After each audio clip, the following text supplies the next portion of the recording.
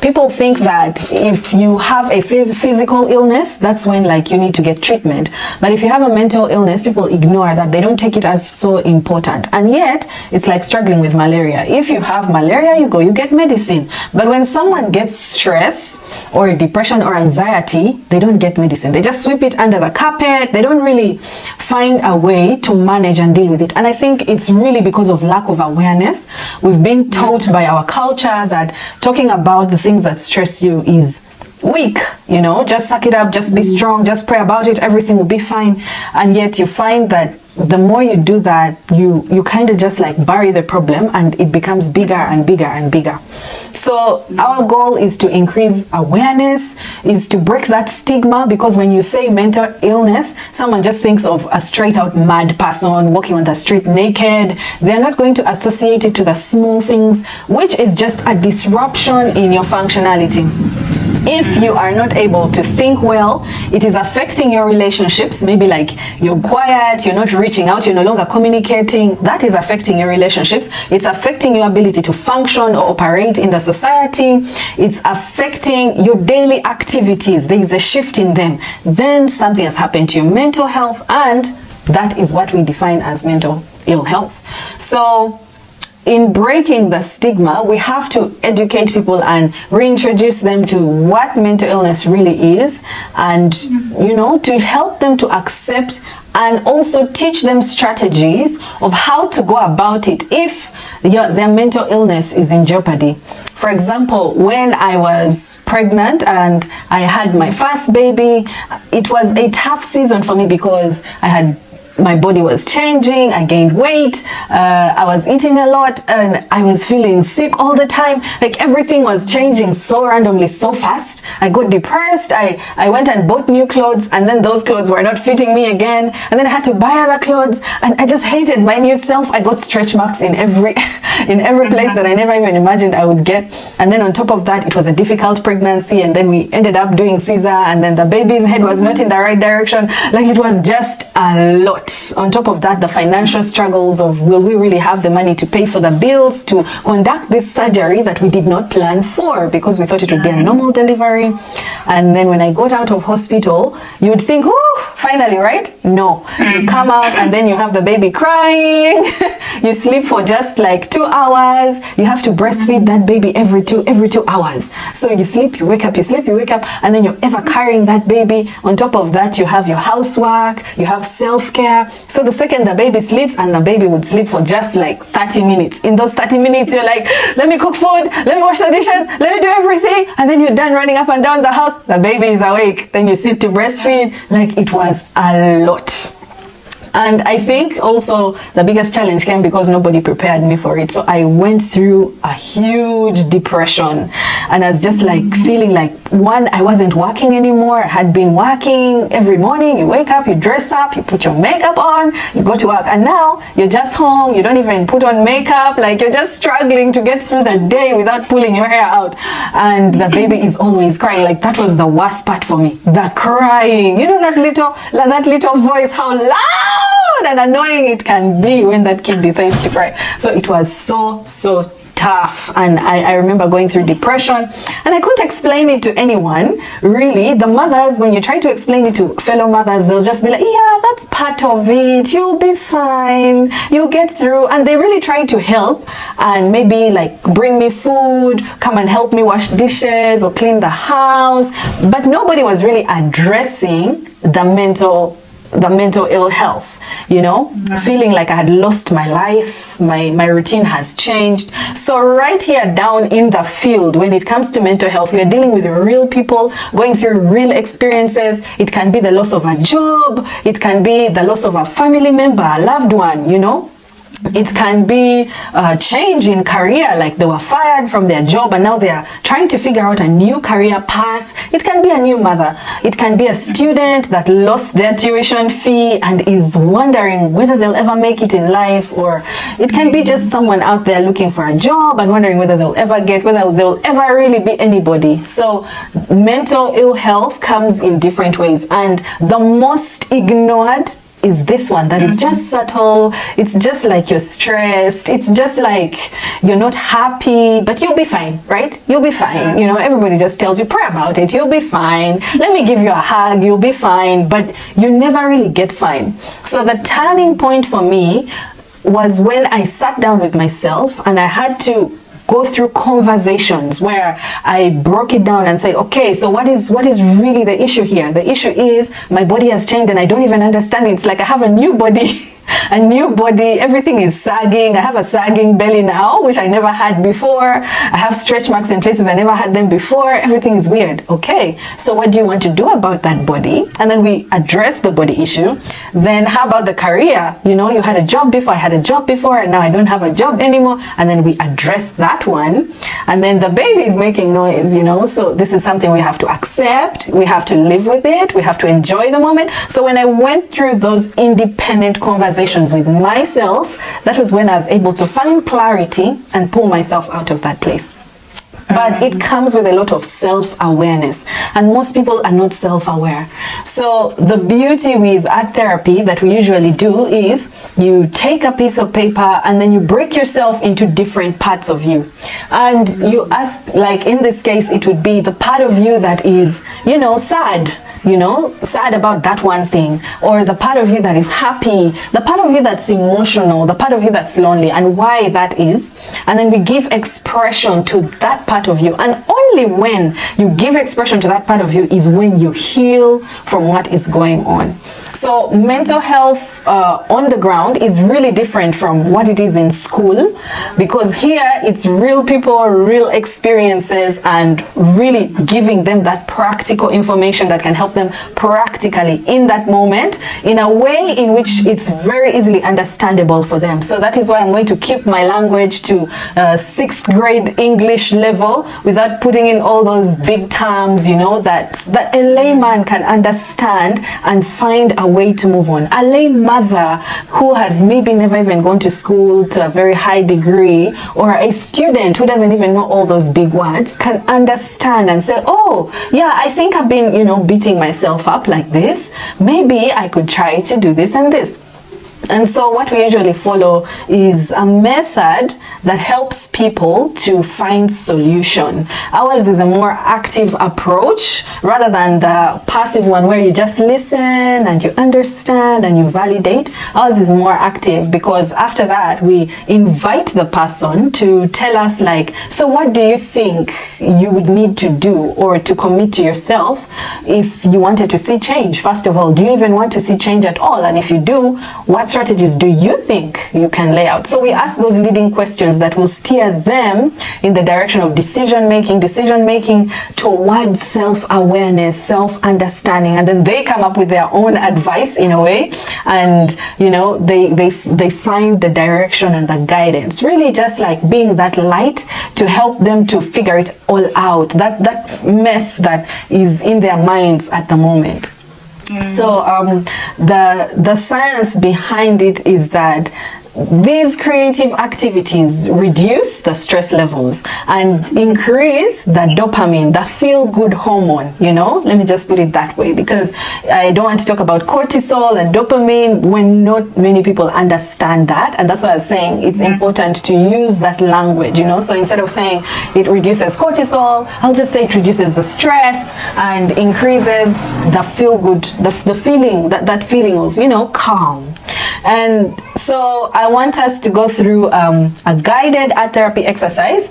And so you said you have a paper. If you don't have, just get your pen, you're ready. It's going to be just a very simple one. So the first thing you're going to do is to draw up your current emotions. Like, don't overthink it. Just let your hand move freely and draw your current emotions.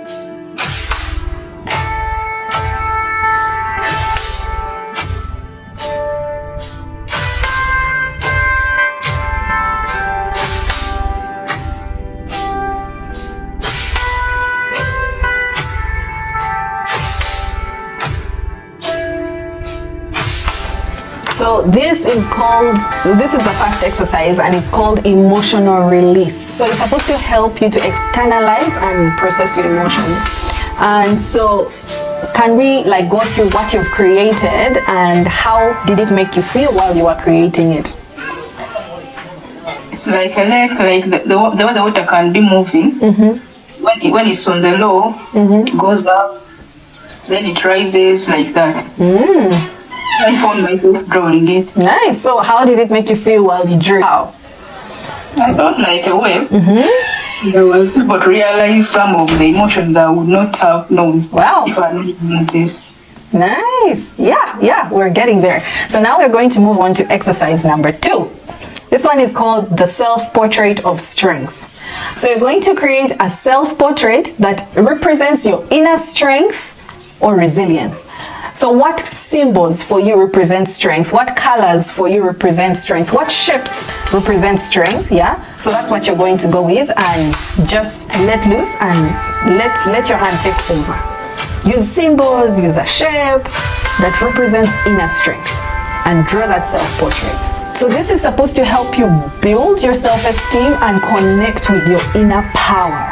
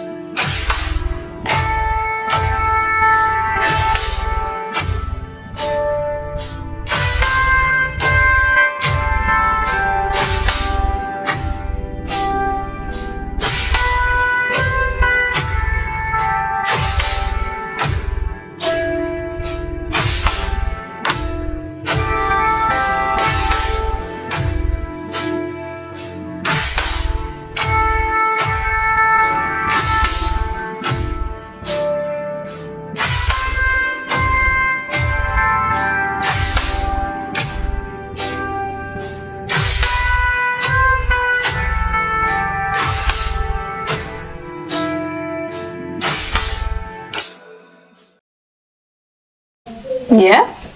So what shape was that, and which part do you love the most? Which part of your self-portrait do you love the most? I would choose blue. It's one with when I'm looking like that color blue, like the way it relaxes me. Yeah. And the person. I think a shape I would choose is a shape of the sun. The way it brightens. Nice. In every moment. Yeah. Even though it might be a bad day for me, but the way that sun can shine through everything, I think I would like to be like the sun. Wow, nice. So what is that one thing you love about your self-portrait? I think it's showing resilience. It's showing the patience that sometimes I have to deal with when I'm dealing with people. It might be my clients, it might be my family, but I mostly use patience as a way to deal with some situation. Wow, amazing. See, now we're going to exercise 3, the last one, a gratitude box. So you're going to draw a box, and then divide it into as many sections as you feel, and in each of those sections you're going to write down something that you're grateful for. So you can use patterns, you can use words, you can use symbols to represent what it is that you're grateful for. So this is just supposed to shift your focus and your mind to positivity and mindfulness, away from the negative voices that come in our heads.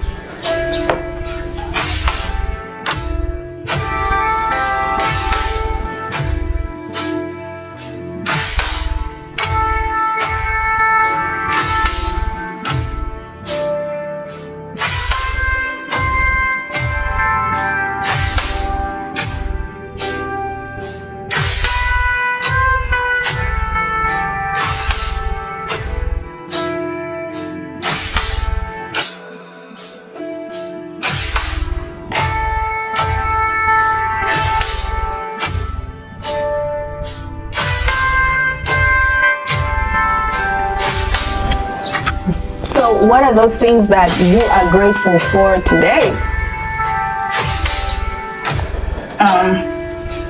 I'm grateful for having a supportive family. I'm grateful for the small milestones that I've been able to achieve. Getting through university, online courses, and every day, like seeing that I learn about the new thing that I don't know, but I'm able to learn. And I'm also grateful for the friends that I have. Wow, nice. So there's also a breathing technique that we use. So there are different ones. There's the 1-4-1, there is the 7-6-7. So these are just like counts, whereby I tell you maybe like you breathe in to the count of 7, and then you hold to the count of 6, and then you breathe out to the count of 7. So it's kind of like prolonging the inward breath. Then you hold it and then you release. So that breathing technique is so important, and it helps you to still those chemicals that I talked about at the beginning that bring down the stress levels and create that calming system internally. So breathing helps you reorganize and reset that. And the beautiful thing about breathing is that you can do it anywhere at any time, whether you're in a public place, nobody's going to notice you breathing, you know. And these are some of the practical tools for stress management, breathing. So when someone is really feeling stressed, the first thing we recommend is for them to breathe. So you can just pick one which really works for you. You can go with 4-7-8. That is 4 seconds in, hold to count of 7, and 8 seconds out. Others use 6-1-6, which is breathing in for 6 seconds, holding for 1, and releasing for 6 seconds, you know. So whichever one works for you, because people have different capacity for holding breath, but it's really about like resetting your mind and rebalancing those stress hormones and making them to calm down. It calms the nervous system. And then another thing that helps to reduce stress is the art of prioritizing work into urgent versus important.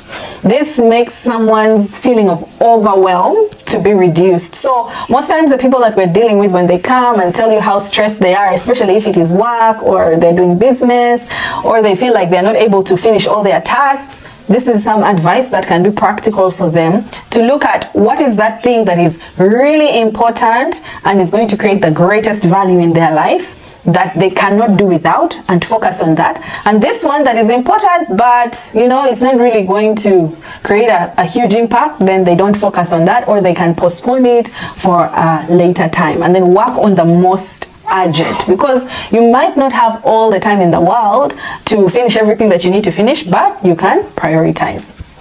Then another tool that usually helps is physical activity. So as a mental health therapist or as a psychotherapist out in the field, usually we incorporate these physical activity exercises into the session. For example, you can tell people to, you know, stretch their hands up and bring them down, you know, just like getting that blood flowing. You can ask them maybe to jump up 3 times for those that can jump. And if they can't jump, yes, they can still do like, you know, simple childish exercises, you know, with their hands, but they get the blood flowing.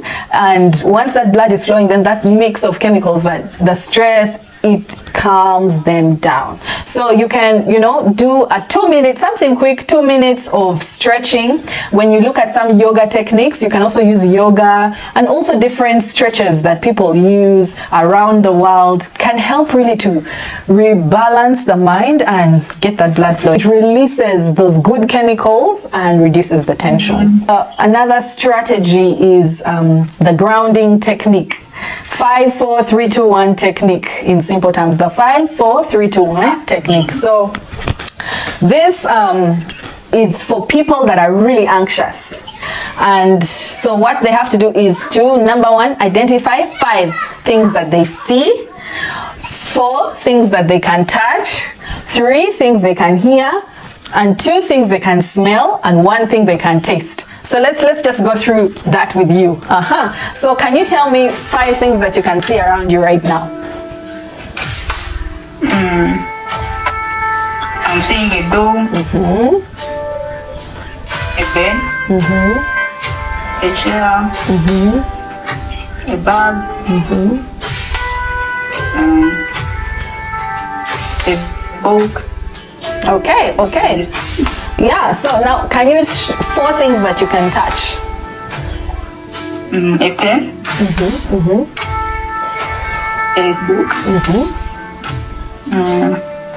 the chair I'm sitting in, and the phone.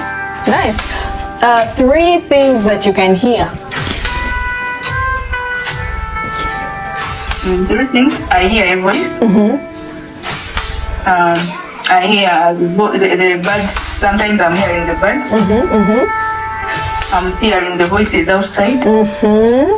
Nice. Now 2 things you can smell. 2 things I can smell. Yes, you might have to try to breathe in and take it all in. 2 things you can smell. I'm smelling my perfume. And I'm smelling the air around me, like there's all it is, because there's all it is. Okay, that's good. And 1 thing you can taste. I think the sweetness which is still in my mouth. Nice. Since I've just taken breakfast, I think. Nice. So now, this is a grounding technique that helps an anxious person, because when someone is anxious, they're in their head, they're thinking about a lot of things. So it helps to bring them back to the present moment. So that when they're now in the present moment, we can now teach them how to prioritize and say, okay, you have a lot of things going on, but which one is the most important? So it's like first aid for a person that is really anxious, and it can help you as well as, go along this life journey, because life gets up and down, and that's normal. That's how life is.